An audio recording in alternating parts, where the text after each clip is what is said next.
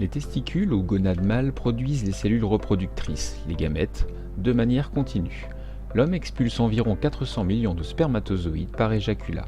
Ceux-ci sont produits à l'intérieur des tubes séminifères et rejetés ensuite dans la lumière.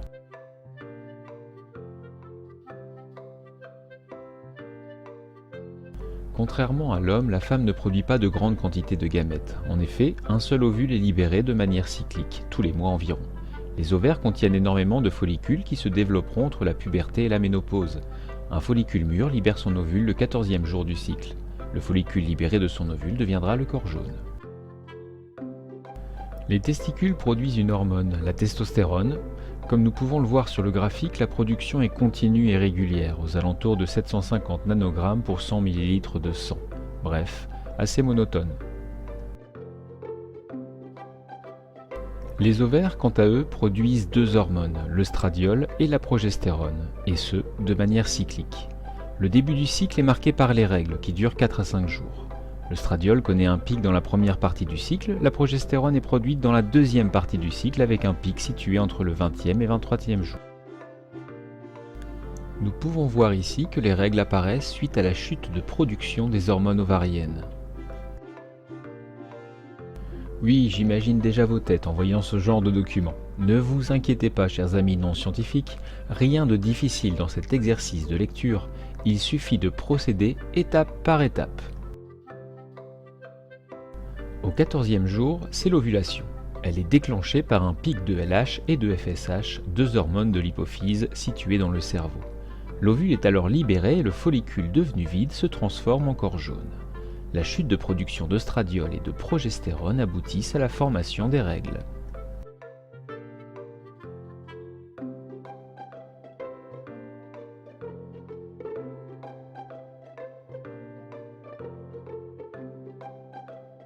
Nous retrouvons nos hormones ovariennes et hypophysaires. Le pic de LH et de FSH provoque, comme nous l'avons vu précédemment, l'ovulation. La pilule va avoir comme effet de supprimer le pic de LH, plus de pic, plus d'ovulation, plus de grossesse, CQFD. L'arrêt de la pilule pendant quelques jours permet, par la chute d'hormones dans le sang, l'apparition des règles. Ensuite, la nouvelle prise de pilule empêche de nouveau le pic de LH et de FSH au cycle suivant. Non Lucas, ceci n'est pas une vieille toile d'araignée prise au zoo, mais bel et bien de la glaire cervicale, c'est-à-dire du mucus présent au niveau du col de l'utérus. À gauche, chez une femme sans contraception, où les mailles sont très larges, et à droite, avec prise de pilule, les mailles sont tellement resserrées qu'un spermatozoïde est bloqué. La pilule a donc également un effet contraceptif à ce niveau. La contraception d'urgence doit être prise selon le type de pilule, jusqu'à 3 ou 5 jours suivant le rapport non protégé. Elle fonctionne en perturbant et en supprimant le pic de LH et également empêche la nidation, c'est-à-dire la fixation de l'embryon dans la muqueuse utérine. L'ulipristal est une des pilules utilisées dans la contraception d'urgence. Elle possède une partie identique à celle de la progestérone et va donc imiter ses effets en se liant au récepteur de la progestérone. L'effet sera de retarder ou d'empêcher le pic de LH qui entraîne l'ovulation. Voici des dates importantes mais qui ne sont pas à connaître, si ce n'est peut-être la loi Veil en 1975 qui a légalisé en France le fait d'avorter. Retenez également que depuis quelques semaines, les collégiennes et lycéennes peuvent chercher une contraception d'urgence sans questionnaire.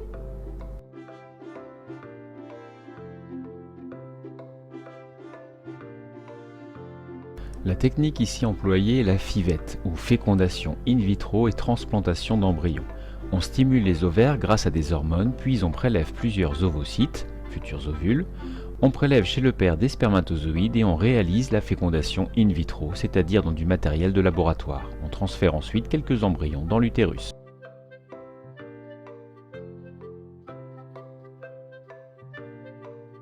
Les IST ou infections sexuellement transmissibles sont dues à des micro-organismes que l'on s'échange lors des rapports sexuels. L'hépatite B, l'herpès ou le VIH en sont des exemples. Les microbes franchissent les muqueuses fragiles pour pénétrer dans le sang. Le VIH, virus responsable du sida, continue de faire de nombreuses victimes chaque année. Il existe heureusement des moyens pour éviter ces infections. Tout d'abord, le préservatif, seul moyen de contraception qui protège également des IST. Reste prudent, le VIH n'est pas écrit sur le front de ton partenaire, il n'est d'ailleurs peut-être même pas au courant qu'il est contaminé. L'hépatite B qui détruit le foie et le papillomavirus responsable du cancer du col de l'utérus peuvent être évités par un vaccin. Parle-en avec tes parents et ton médecin.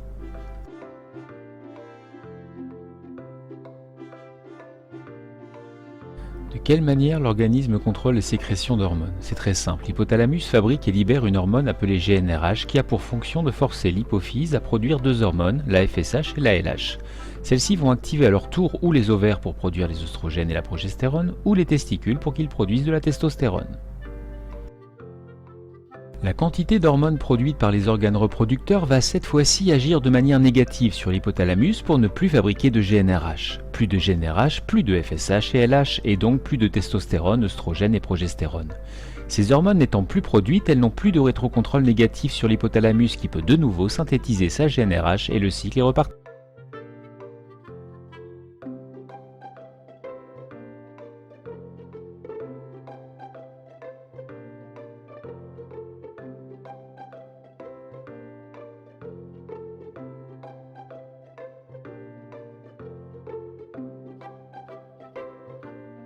Vous n'avez toujours pas compris? Bon, je remplace mes hormones par des pandas.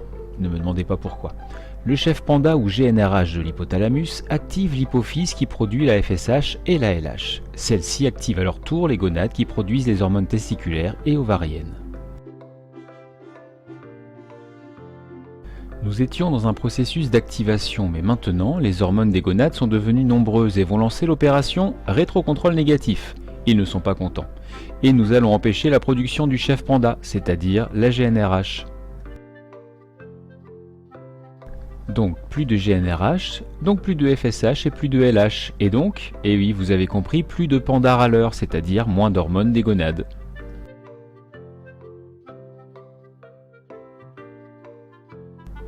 Plus de râleurs et plus de blocage.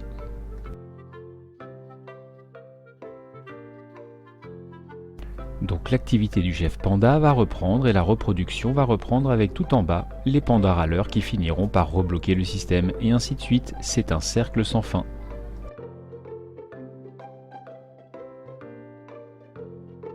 La contraception va agir en empêchant le pic de LH et de FSH par le même procédé de rétrocontrôle négatif, c'est-à-dire par un contrôle négatif en retour.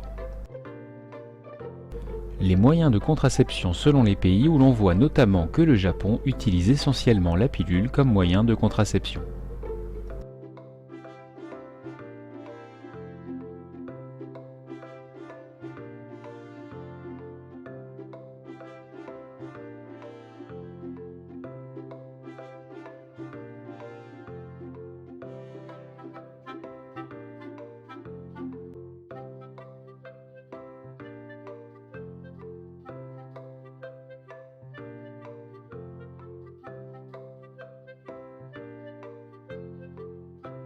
L'ensemble des chromosomes d'une cellule s'appelle un karyotype. À gauche, celui d'une femme car elle possède deux chromosomes X sur la 23e paire dite sexuelle. À droite, un homme avec XY sur la 23e paire. Le gamète, ovule ou spermatozoïde, contient la moitié moins de chromosomes que les autres cellules, c'est-à-dire 23 au lieu de 46. La femme ne pourra donner que X pour le dernier chromosome, l'homme pourra donner X ou Y. Si le spermatozoïde possède un X, le bébé sera une fille, XX. S'il contient Y, le bébé sera un garçon, XY. Jusqu'à la 8e semaine, les organes reproducteurs ne sont pas encore différenciés. Le gynécologue pourra annoncer aux parents le sexe du bébé sans se tromper au 4e mois. L'appareil reproducteur indifférencié possède à la fois le canal de Muller, qui donnera les trompes de Fallope chez la fille, et le canal de Wolff, qui donnera le canal déférent chez le garçon. Le canal de Muller disparaîtra ensuite chez le garçon, le canal de Wolff disparaîtra chez la fille. Pour résumer, c'est la génétique qui décide du sexe de la personne, avec le karyotype comportant XX pour les filles et XY pour les garçons. Pour ce qui est de se sentir fille ou garçon, le processus est plus compliqué. On ne sait pas expliquer pourquoi on se sent garçon ou fille, ou pourquoi on est attiré par des personnes de même sexe. L'acte sexuel ne se limite pas seulement à la reproduction, mais est également associé au plaisir par le biais des circuits cérébraux de récompense. Je vous souhaite de bonnes révisions et surtout bonne chance pour le bac.